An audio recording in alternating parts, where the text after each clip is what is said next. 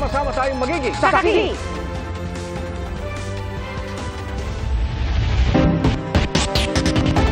Igan sinampanan ng reklamo ang ospital kung saan nalapnos ang balat ng 9 na taong gulang na lalaki. Ang bata nabanlian ng mainit na tubig na inilagay sa surgical glove. Saksi, si Rafi Tima. Na-confine sa isang pribadong ospital sa Quezon City nitong Enero ang isang batang 9 na taong gulang. Iha-hot compress daw sana siya ng isang nursing aide dahil masakit ang tiyan. Pero ang pinaglagyan ng mainit na tubig, surgical glove. Sabi ko, safe ba yan? Sabi naman niya is, Mom, tried and tested na po ito. Yun ang sabi niya. Ito po talaga yung gamit namin. Nang biglang sumigaw ang bata, yun pala, sumabog na ang surgical glove at tumapon sa bata ang mainit na tubig. Instead, tanggalin niya muna yung mga damit, yung pajama. Hindi, niyakap niya ang anak ko at sinabi niya pa, sorry mom, sorry baby, sorry mom, sorry baby. Lapnos ang balat ng tiyan, hita, singit at maselang bahagi ng bata ay kinasasama ng loob ng pamilya. Sa 3 linggo nilang pananatili sa ospital dahil sa insidente, tila isinantabi raw sila ng ospital. Alam mo, lagi lang sagot sa akin, Rafi, is nag-uusap pa po, nagmi-meeting pa po. Sabi ko, it's been a week. Every day ako naghihintay sa inyo pero hindi kayo, wala kayong yung initiative na pumunta sa akin. Hindi na pinabayaran sa kanila ang gasto sa ospital pero pinapapirma raw sila ng quit claim bago lumabas ng ospital. Wala daw kaming habol, anything sa kanila paglabas namin. Hindi niyo po pinirmahan? Hindi ako pumirma. Kahapon, sinampahan na ng NBI ng reklamong gross negligence resulting to serious physical injury ang presidente ng ospital. Para ma-explain din nila kung mayroon ba talagang kapababayaan dun sa side nila, hindi lang yung side nung complainant ang makuha namin. Pero despite na binigyan namin sila ng chance, ayaw pa rin nila mag-cooperate. Sinubukan namin kunan ng pahayag ang mga kawani ng ospital pero ayon sa isang nakausap namin sa telepono, hindi raw muna sila makapagbibigay ng pahayag.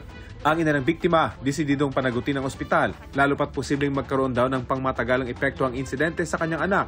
At para hindi na ito maulit sa iba, para sa GMA Integrated News, ako si Rafi Tima ang inyo, saksi! Posibleng maharap sa kasong paglabag sa Anti-Distracted Driving Act ang bus driver na nahulikam na abala sa isang mobile game habang nagmamaneho ng bus. Paliwanag naman ng driver, hindi raw siya naglalaro. Saksi, si Joseph Moro. Habang nagmamaneho, nahulikam ang bus driver na ito na gumagamit ng cellphone, tila isang video game, ang kanyang pinagkakaabalahan. Mabagal naman ang kanyang takbo at nakapagpreno rin bago pa dumikit sa sinusundang bus. Pero di malinaw kung gaano katagal nakatutok sa cellphone ng driver. Ang video na ito ay pinadala ng isang netizen sa mobility website na Visor. Base sa bus ticket na ipinakita sa video nang galing sa PTEX, ang bus na ito ng Roval Transport. Sa PTEX ko natunto ng driver sa video. Di niya itinanggi na gumamit nga siya ng video game na Clash of Clans o COC sa kanyang cellphone habang nagmamaneho. Pero hindi raw siya naglalaro.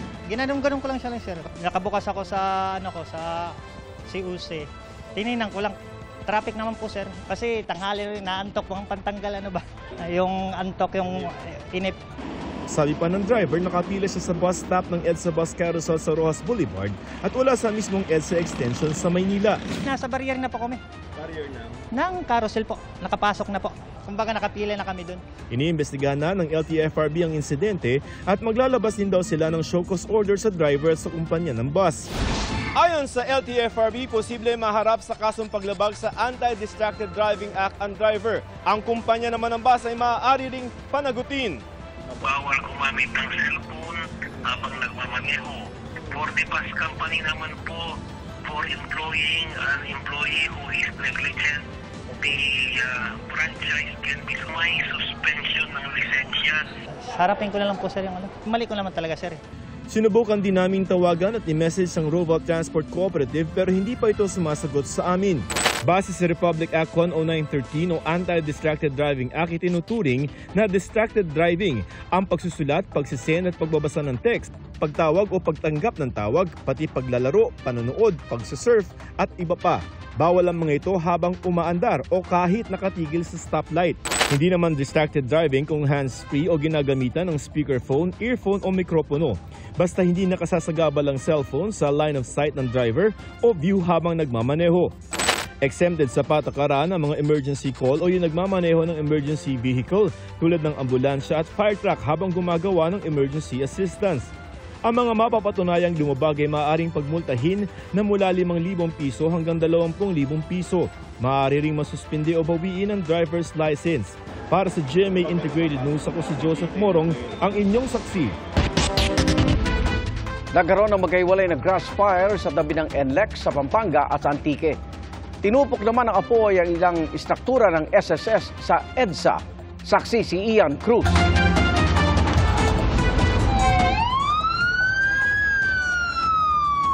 Ginulantang ng nagngangalit na apoy at makapal na usok ang mga motorista bago mag-1:30 ng madaling araw ang bahaging ito ng EDSA Kamuning northbound sa Barangay Pinyahan, Quezon City. Nagliyab pati ilang kawad. Mabilis na gumapang apoy papunta sa barak sa loob ng compound ng SSS. Tumulong na sa pag-apula ang ilang empleyado ng DPWH-QC. Nasa harapang bahagi kasi ng kanilang tanggapan ang mga natupok na istruktura. Nakaimbak doon ang mga lalagyan ng diesel at cold mix asphalt. Yung dalawang structure dyan is abandoned, no? Abandoned stall ng DPWH. Tapos yung isang na di umano ay nadamay is yung janitorial barracks ng SSS. Pero yung property is yung pag-aari na ng SSS. Alas 2 ng umaga na ideklara itong fire out. Ang usok namang ito sa NLEX southbound sa San Simon, Pampanga, nagmula sa sumiklab na grass fire sa labas ng perimeter fence pasado alas 3 ng hapon kanina. Sa panayam ng Super Radio DZBB, sinabi ng pamuno ng NLEX na pribadong lupa ang pinangyarihan ng sunog. At pagdating ng pasado alas 4 ng hapon, malapit na pong ma-fire out, mukhang hindi naman na po kailangan pahintuin pa muna yung traffic. Walang nasaktan sa dalawang sunog na inaalam pa ang mitsa. Mas malaki naman ang grass fire na sumiklab sa tabi ng highway sa Sebaste, Antique, pasado alas 7 kagabi. Ang mabilis sa pagkalat ng apoy sa mga tuyong dahon, kahoy at dayami, pinalala pa ng malakas na hangin. Tumagal ng halos 2 oras ang sunog bago tuluyang maapula. Ayon sa Sebaste Fire Station, itinapong sigarilyo ang posibleng mitsa ng sunog. Pumutok na aircon unit naman ang tinitingnan sanhi ng malaking sunog sa Cebu City kahapon. Magit 100 bahay ang natupok at ayon sa BFP, aabot sa 7.5 million pesos ang halaga ng pinsala. Pahirapan ang pagresponde ng mga fire truck dahil sa kitid ng daan. Para hindi na ito maulit, ipinag-utos ng LGU ang road reblocking sa lugar kung saan nangyari ang sunog. Ang Cebu City Central School ang nagsisilbing evacuation center ng ilan sa mahigit 200 pamilyang apektado. Para sa GMA Integrated News, ako si Ian Cruz, ang inyong saksi. Dumipensa si dating Ilocos Sur Governor Chavit Singson sa mga batikos na walang plaka at conduction sticker ang kanyang sasakyan na natikitan dahil sa pagdaan sa EDSA bus lane kahapon. Sa panayam ng Super Radio DZBB, sinabi ni Singson na pambenta ang sasakyan at kung sino man ang bibili, ang siyang magpaparehistro nito. Nagsagawa raw sila ng test drive kahapon. Itinanggi rin niyang may blinker ang sasakyan. At kaugnay naman, sa alok na 100,000 pisong pabuya, sinabi ni Singson na hindi ito suhol, kundi pang engganyo sa mga enforcer na ipagpatuloy ang kanilang trabaho. Sa hiwalay na panayam, sinabi ni Gabriel Go, Special Operations Strike Force ng MMDA, na hindi nila sakop ang tungkol sa blinker at registration ng sasakyan. Sinisikap pa namin kunan ng pahayag ang mga hepe ng MMDA at LTO, ngunit wala pang sagot sa aming mga mensahe at tawag. Posibleng pumalo sa 50 degrees Celsius ang damang init sa Dagupan City sa mga susunod na araw. Sa Maynila naman, magiging half day na ang pasok sa mga public school dahil sa matinding init. Saksi, si Salima Refran. Holiday ngayon, kaya maraming namasyal sa Rizal Park, Intramuros at Manila Ocean Park. Para i-treat yung mga kids kasi holiday naman ngayon. Mahilig sila sa mga sea animals eh. Kanya-kanyang setup naman ng inflatable pool ang mga taga-Delpan sa Maynila. Kailangan talaga ng pampapresko, lalo't pumalo sa danger level na 42 degrees Celsius ang heat index o damang init sa Metro Manila ayon sa Pag-asa. Kapag danger level ang heat index, posible ang heat cramps at heat exhaustion. At kung patuloy na mabababad sa init, posible ang heat stroke. Kaya pagdating sa Huwebes, April 11 hanggang May 28, alas 6 ng umaga hanggang alas 12 ng tanghali na lang ang klase sa mga public school sa lungsod ng Maynila. Bukod sa NCR, nagtala rin ng Danger Level Heat Index ang 11 pang lugar sa bansa. 2 lugar ang nagtala ng 44 degrees Celsius, ang Sangli Point sa Cavite at Dagupan City. Sa monitoring ng Pag-asa, naitala noong March 27 ng 47 degrees Celsius na pinakamataas na heat index sa Dagupan City nitong dry season. Mainit daw sa Dagupan dahil bukod sa coastal area na apektado ng mainit na hangin mula sa dagat, wala rin masyadong puno sa lungsod. Konkreto rin halos lahat ng kalsada. Posible pa raw pumalo sa 50 degrees Celsius o higit pa ang heat index sa mga susunod na araw. Asahan natin kasi naranasan na natin na umakyat yung pagtaas ng heat index natin. So asahan pa rin na nasa bungad pa lang o sa mid pa lang tayo ng tinatawag na yung tag-inod o dry season. Batay sa 2-day heat index forecast ng Pag-asa, aabot sa 44 degrees Celsius ang posibleng damang init sa Dagupan. Nasa 41 hanggang 43 degrees Celsius naman sa ilang bahagi ng Palawan, Occidental Mindoro, Capiz, Cotabato at Cavite. Para sa GMA Integrated News, Sanima Refran, ang inyong saksi. Mahigit 10 ang naospital sa Kidapawan City sa Cotabato dahil umano sa kinain nilang halo-halo. Ay sa mga pasyente, hapon itong Sabado nang isa-isang isugod ang mga pasyente sa ospital dahil sa pananakit ng tiyan at pagsusuka. Pinakabata sa nagkasakit ay 3 taong gulang.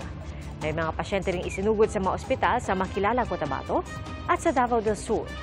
Sinusuri na ng City Health Office ang sample ng halo-halo na kinain ng mga residente. Iniutos din muna ng lokal na pamahalaan na isara ang tindahan na pinagbilhan nito. Ayon sa may-ari ng tindahan, nakapagbigay sila ng ayuda sa mga nagkasakit pero tumanggi na siyang magbigay ng dagdag na pahayag. 34 na milyong pisong halaga ng hinihinalang shabu na sabat sa Malabang, Lanao del Sur. Arestado ang suspect sa joint entrapment operation na pinangunahan ng PIDEA BARM. Ayon sa PIDEA BARM, 1 kilo ng hinihinalang droga ang inilalako umano ng suspect. Pero nang magkahulihan at ininspeksyon ng kanyang sasakyan, tumambad ang 4 na malaking pouch. 5 kilo ng hinihinalang shabu ang kabuoang nasabat. Nahaharap na sa kaukulang kaso ang suspect na wala pang pahayag. Kontrata para sa transmission ng boto sa eleksyon 2025 iginawad sa I1 Resources. Sa Huwebes, nakatakdang pirmahan ng 1.4 million pesos na kontrata. Pero kailangan pa rin pumasa ng sistema ng I1 sa gagawing source code review at international certification. Kahit sino pwede magsuri ng source code. Bukod sa hiwalay na ang hahawak sa transmission sa supplier ng vote counting machine ay ginawad sa Miru Systems, binuwag na rin ang transparency server.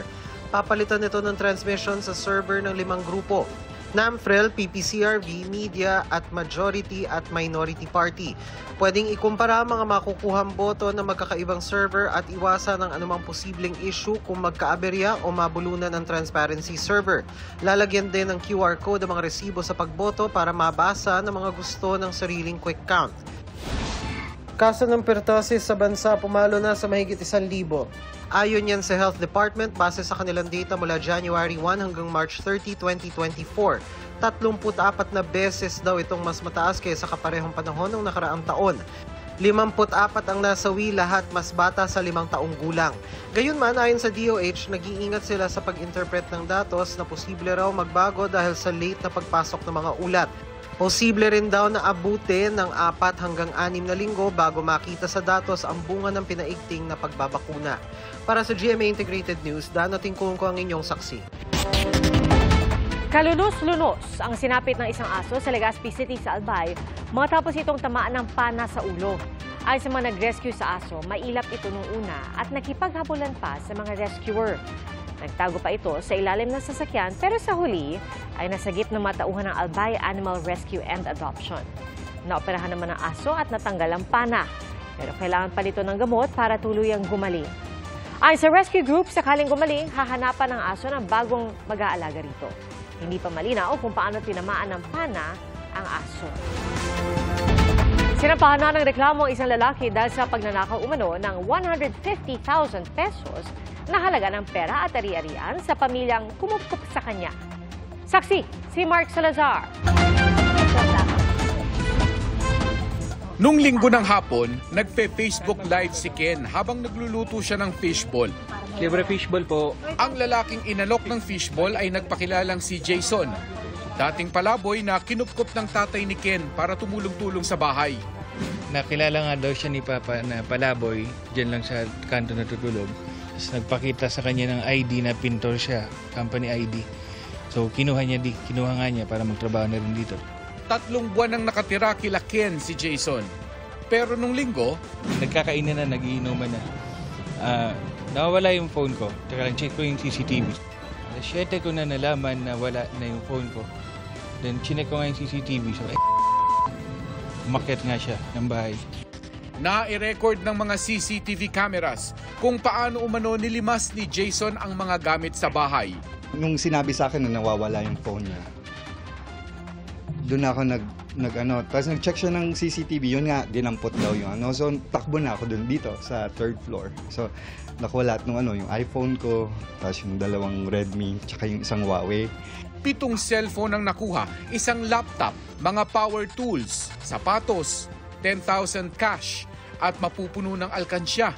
Sa kabuuan, naka 150,000 pesos daw ang natangay. Nagsampa na ng reklamo sa pulis sila Ken. Tutuluyan. Kung sakaling mahuli, tutuluyan. Kailangan niyang magpanugutan. Yung mga gadget, hindi na ako maasang mababalik. Pero at least, mahuli man siya. Nalulungkot din si Ken sa iniwang leksyon ng pangyayari. Nakatira ka sa kalsada, pinatuloy mo dito, bigyan mo ng trabaho, bahay, pagkain. Kahit alak nga, boss, ano naman yan, gin naman dyan. Bibilan mo ng gin. Ayun, tapos bigla kang titirahin ng ganun. Para sa GMA Integrated News, Mark Salazar, ang inyong saksi. Lalahok sa Cope Thunder exercises ang Pilipinas at Amerika habang idinaraos ang makasaysayang Trilateral Summit sa Amerika. At ngayong araw ng kagitingan, binigyan din ni Pangulong Bongbong Marcos na hindi tayo dapat magpasupil, lalo na sa loob ng ating bakuran.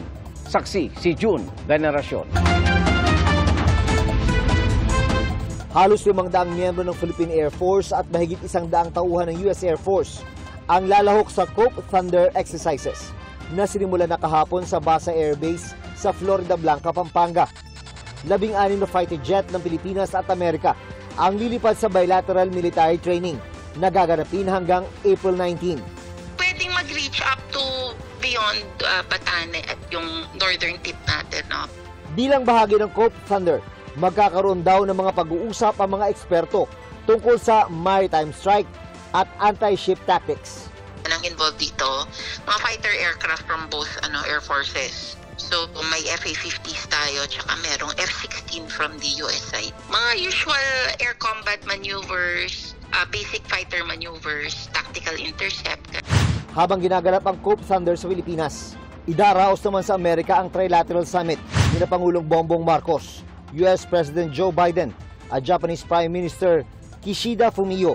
Pero ngayon pa lang, sabi ng Chinese Foreign Ministry, tutol sila sa magbuo ng mga grupo-grupo upang uudyok ng kumprontasyon sa rehiyon. Ang pagtutulungan daw ng mga bansa sa depensa dapat makatulong sa kapayapaan at seguridad sa rehiyon. Kabilang sa mga inaasahang tatalakayin sa Trilateral Summit ang problema sa West Philippine Sea. Ang sinasabing panghihimok doon ng China, ipinrotesta ng grupong Bagong Alyansang Makabayan sa kanilang pagmarcha patungo sa konsulado ng China sa Makati. Giit nila, matuldukan ng anilay pananakot ang China sa mga sasakyang pandagat ng Pilipinas. Sirain ang mga illegal na istruktura sa West Philippine Sea at kilalanin ang 2016 arbitral ruling. Isinagawa ang protesta sa gitna ng paggunita sa araw ng kagitingan. Napagkilala sa pagbubuwis ng buhay ng mga lumaban para ipagtanggol ang bansa, partikular sa Bataan noong World War II. 82 taon na mula nang sapilitang pinaglakad ang mga tropang Pilipino at Amerikano mula sa Mariveles, Bataan hanggang Capas, Tarlac na ikinamatay ng libo-libo. Ang mga Hapon ang kalaban noon, pero ngayon kasama ang mga kinatawan ng Japan maging ng Amerika sa paggunita ni Pangulong Bongbong Marcos sa araw ng kagitingan sa Mount Samat sa bayan ng Pilar. Mahigit 8 dekadang matapos ang World War II, nananatili pa rin ang banta sa sovereign rights ng Pilipinas, ayon kay Pangulong Marcos. Some portend clear and present threats to our sovereign rights and in fact have already caused physical harm to our people. Tulad ng pinamalas ng ating mga dakilang ninuno, hindi tayo dapat magpasupil at magpaapi, lalo na sa loob ng ating sariling bakuran. Naway, mapagkunan natin ito ng pang-ibayong kamalayan, tapang at lakas ng loob.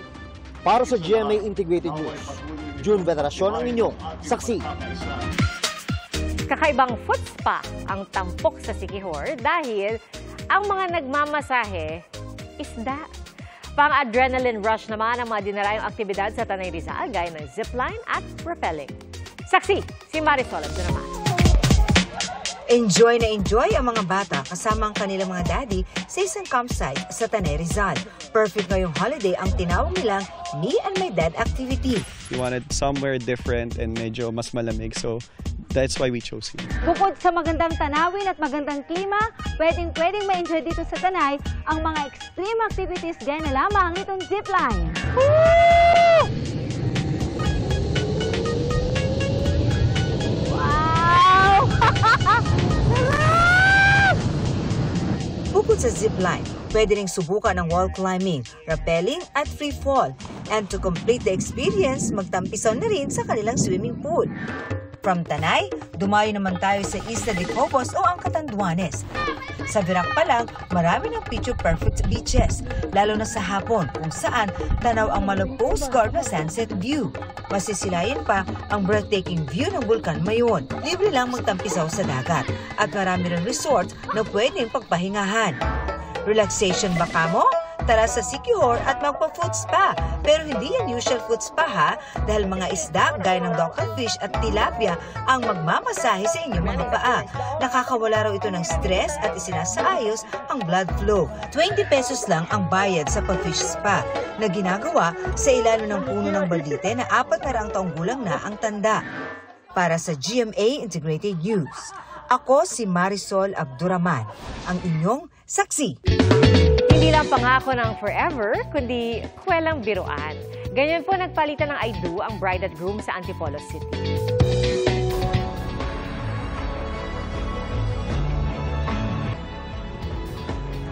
Buti naman at nagbunga ito. Magpaparinig ko sa'yo. Alam kung paano ka nakabili nito, wala na tayong makain.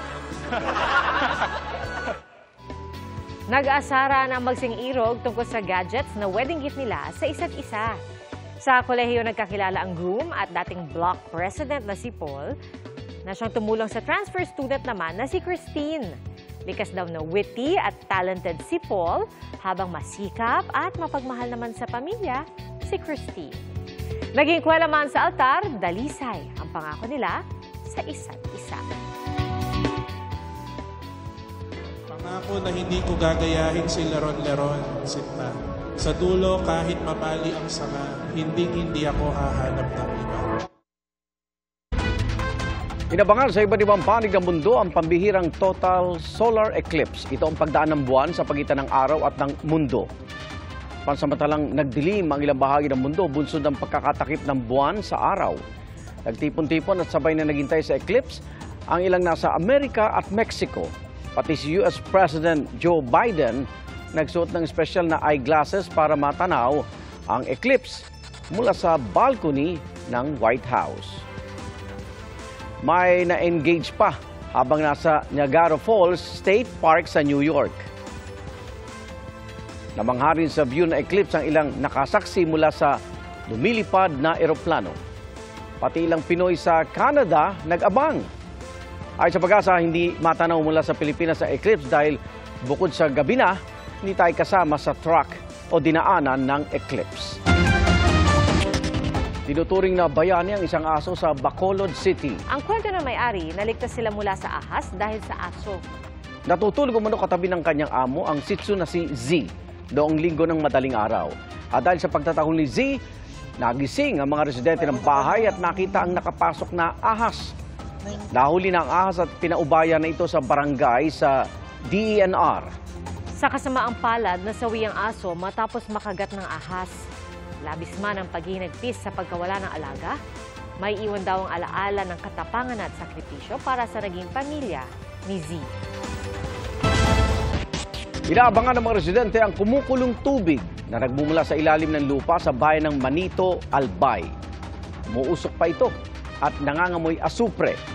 Lumalabas po yan tuwing dumarating ang low tide. Ang iba nagluluto pa ng itlog at pagkain sa tubig. Ang sa Mines and Geosciences Bureau Bicol, mayroong 8 o 9 na inactive volcanoes sa ilalim ng lupa. Nilinaw din nila na hindi apektado ang marine life sa lugar.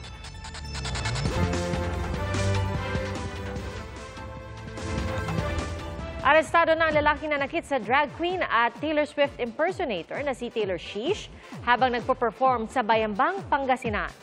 Ang mensahe ni Taylor Swift kasunod ng insidente sa pagsaksi ni Nelson Canlas. Bigay todo si Taylor Swift habang nagpe-perform sa Kalutan Concert 2024 sa Bayambang, Pangasinan nitong Sabado.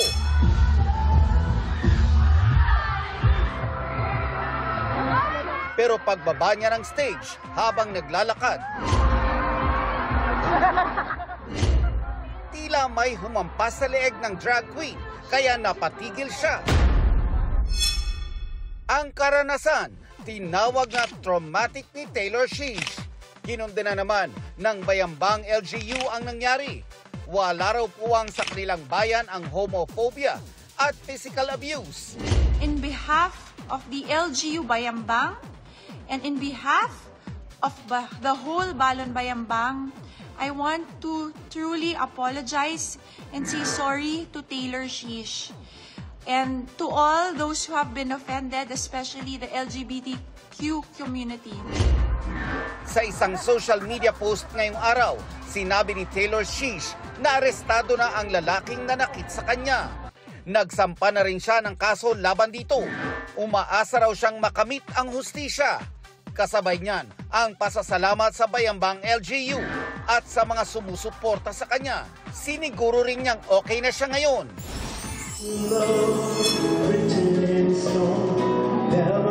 Hinarana naman ni James Taylor ang Pinoy fans sa kanyang concert kagabi. Enjoy sa pakikijam ang fans ng ilan. Dumayo pa galing sa ilang probinsya at ibang bansa. Kabilang sa mga kinanta ni Taylor ang You've Got a Friend at How Sweet It Is. Ipinagdiwang naman ni Casey Concepcion ang kanyang 39th birthday kasama ang pinaka-espesyal na lalaki sa kanyang buhay, ang kanyang ama na si Gabby Concepcion. Ipinost ni Casey ang mga pictures mula sa kanyang party. Very grateful si Casey sa mga dumalo at bumati sa kanyang kaarawan. Para sa GMA Integrated News, Nelson Canlas ang inyong saksi. Patok na pampachill ngayong tag-init ang ice cream. Pero ano nga bang paborito mong flavor, Igan? Chocolate. Yes, lang sagot. Chocolate. Pero yung may keso. Ayan. Ay, pero, diba? Masarap pag may pinaghalo. Yes. Pero kakasaka ba ko ang flavor ng ice cream? Something fishy. Sa Nueva Ecija kasi tilapia ang isa sa mga sangkap ng ice cream.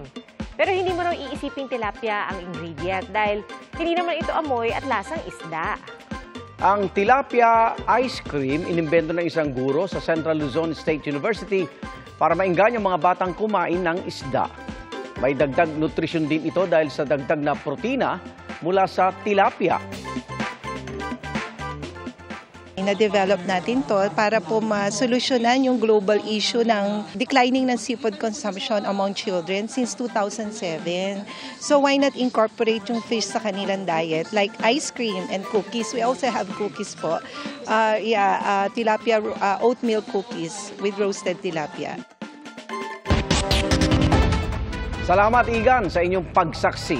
Ako naman, Arnold Glavio. Ako po si Pia Arcangel para sa mas malaking misyon at sa mas malawak na paglilingkod sa bayan. Mula sa GMA Integrated News, ang News Authority ng Pilipino. Hanggang bukas, sama-sama tayong magiging saksi!